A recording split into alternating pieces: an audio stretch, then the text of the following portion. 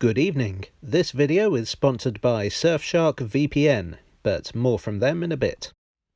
In the first two parts of this series, which I'll link below, I talked about how the Underground went from a mess of different railway companies to a single network under the London Passenger Transport Board, or London Transport, in 1933. The biggest organisation to be taken over by London Transport was the Underground Group, who owned every Underground line apart from those operated by the Metropolitan Railway. So for the Underground it was essentially business as usual, but more so. The corporate identity that Vice Chairman Frank Pick had nurtured was continued. The famous Harry Beck Underground map was brought into use.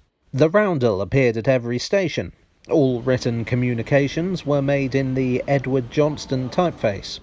Charles Holden was to be the company's main architect.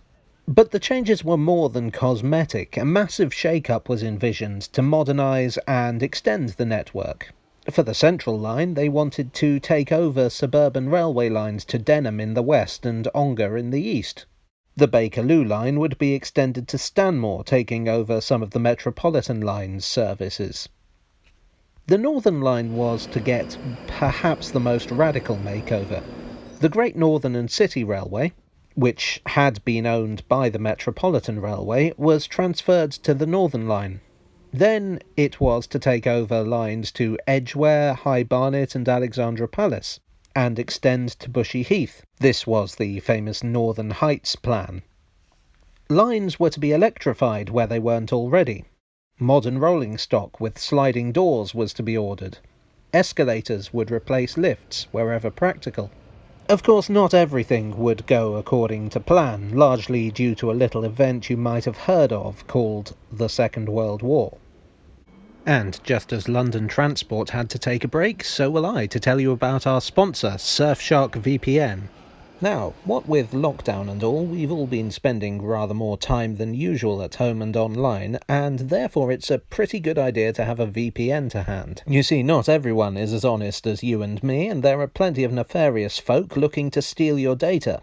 Not just fraudsters and identity thieves. I'm sure you're familiar with searching for something online, then being hounded by adverts for it from now until the day the Earth crashes into the sun.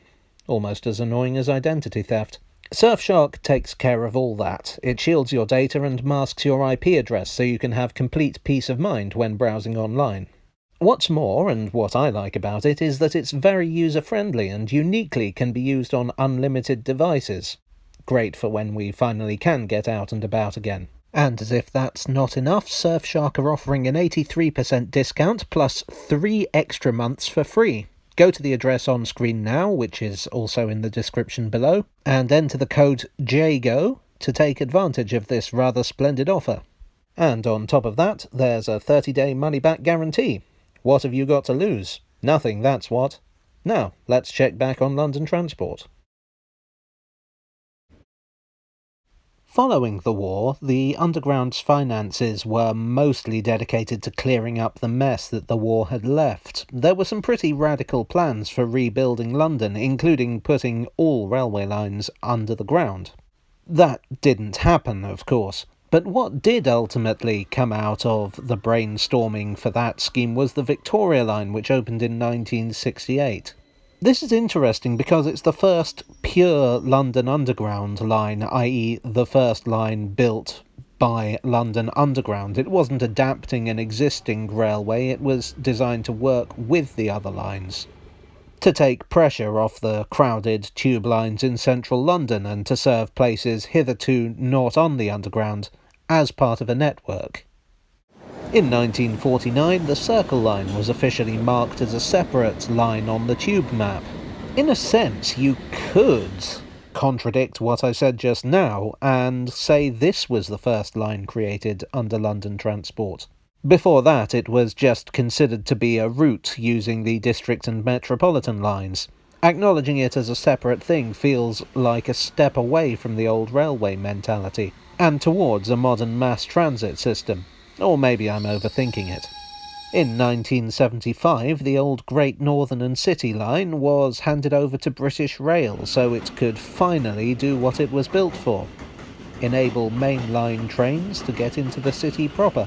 4 years later, the Jubilee line opened, or at least the western section of it, which took over the Bakerloo line service to Stanmore. At some point in the 80s, the East London line, which had been considered part of the Metropolitan line, officially became its own thing. I'm not clear exactly when. None of the sources I've looked at have anything more solid than the 80s. It's kind of an oddity, because while it was theoretically part of the Metropolitan line, it was totally separate from the rest. So I guess you could argue that it was always a separate line from the Metropolitan. In 1990, the Hammersmith and City line gained its own identity. Again, it had been considered part of the Metropolitan line up until now.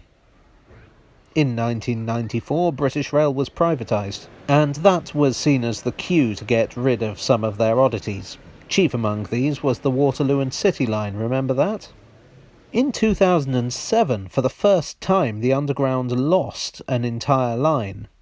You may recall I mentioned in part 2 that the idea was floated of all of London's suburban railways being taken over by London Transport. Well, that's sort of what happened in 2007. Not quite all of them, admittedly, but several of London's railway routes became part of the London Overground. The East London line, which had been designed to take mainline trains from the outset, provided a handy cross-river link for this new orbital route.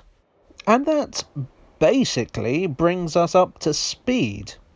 That's how the Underground came together. As I said in part 1, this was a very brief look at a very heavy subject. I skipped over a lot of the fine detail and even a few of the very large details. Even so, it still wound up as 3 videos, which is just insane. There is a lot of history here. I might well do a sort of follow-up series looking at each line in detail, maybe fill in a few of those gaps. I also skipped over a lot of the politics. London Transport underwent a lot of changes in ownership and structure between 1933 and the present, and if I can make that interesting, there's probably a video in that too. If you enjoyed this mammoth 3-part tale from the tube, then please do hit like, subscribe if you haven't already, and click the bell icon to be kept up to date. Once again, I'd like to thank Surfshark for sponsoring this video, and don't forget to click on the link in the description below to take advantage of their generous offer. And I'll see you again very soon for another tale from the tube.